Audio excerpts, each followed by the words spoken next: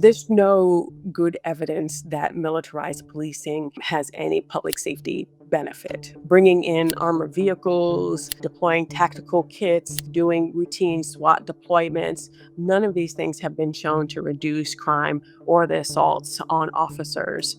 In fact, what we will likely see is that it will worsen public safety, at least in part by worsening public perceptions and the legitimacy of these forces and law enforcement, generally speaking.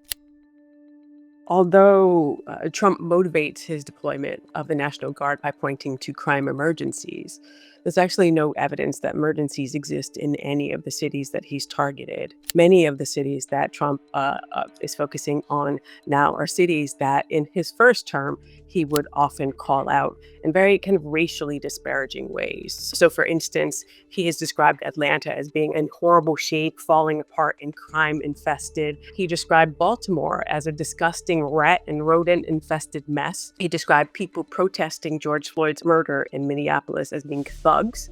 And he warned that when the looting starts, the shooting starts, kind of calling back to some segregation era phrases.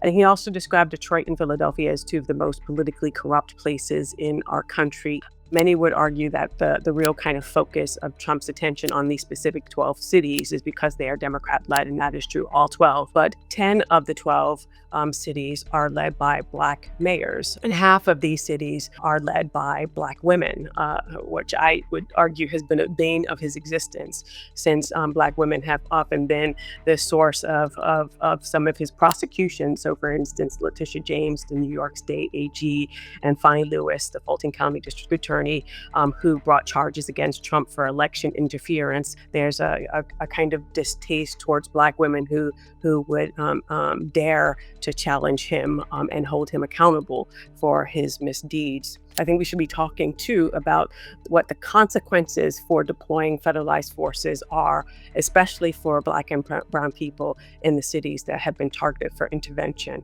What seems clear to me is that the costs that are associated with this federal intervention will far outweigh the meager and very short-term benefits that we imagine, and some people have been reporting. Most experts on crime predict that that will not last. This is really a result of people kind of staying indoors until they can suss out what is happening here, and that this will change over time. I think that that is exactly the case. We know from prior research and very recent research and very rigorously conducted research that embraces of aggressive policing practices, such as broken windows policing and stop and frisk practices, which are happening on the ground now in DC. Research shows that these are both ineffective overall for dealing with crime and very harmful to targeted populations or targeted communities. And so what we can imagine will happen in this situation as time passes and these forces remain is that people will become even more distrusting of these forces than they were before. Primary and secondary trauma from aggressive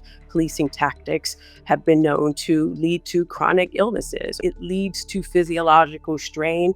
It limits the body's ability to resist disease. It creates wear and tear on the body. This is the case when you're looking and when you're observing other people being treated in this way. When you get treated in this way, it produces a fear that you might be seen as a criminal and treated as such, even when you're not. The social costs of aggressive and invasive policing in Black and brown communities far outweigh their alleged benefits. The downstream effects are large and they're almost totally negative.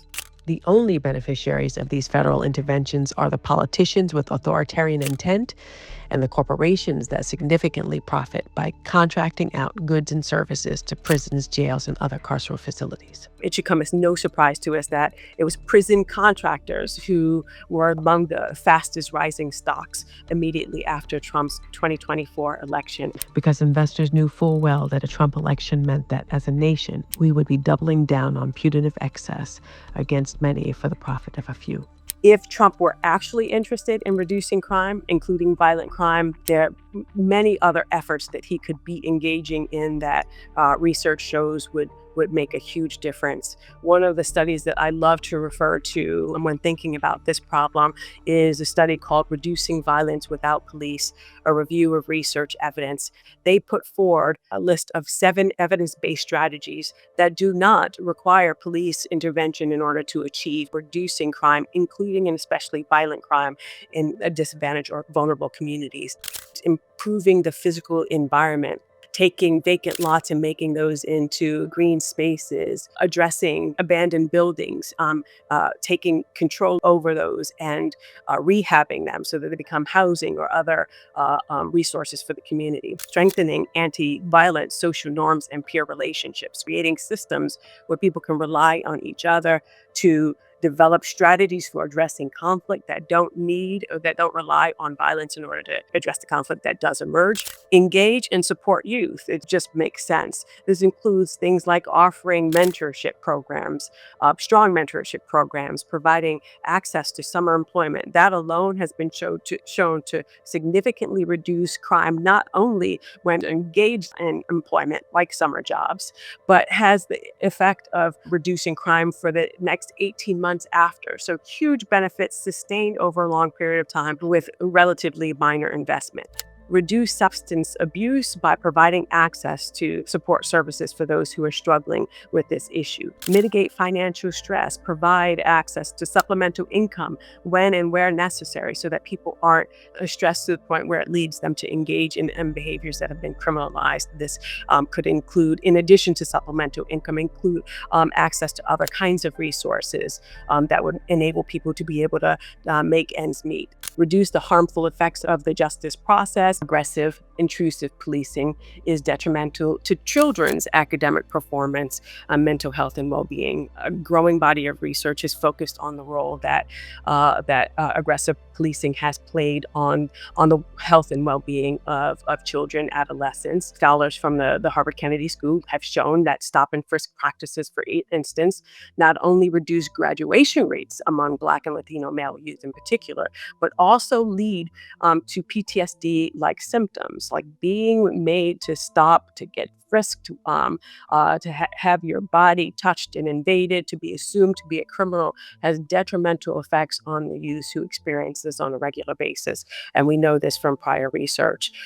Confront the gun problem, which includes legislation to reduce access to guns. What I find interesting in this list of 7 evidence-based strategies is that many of the policies that Trump has put forward, both in his first and his second term, are policies that would go against each of these. So unfortunately, not only is it the case that Trump's federalized intervention will likely produce not just greater contact with police, but greater likelihood of being arrested and also harsh punishments, his other policies, the ones that are not specifically focused on crime and punishment, will also likely produce these really negative and harmful effects.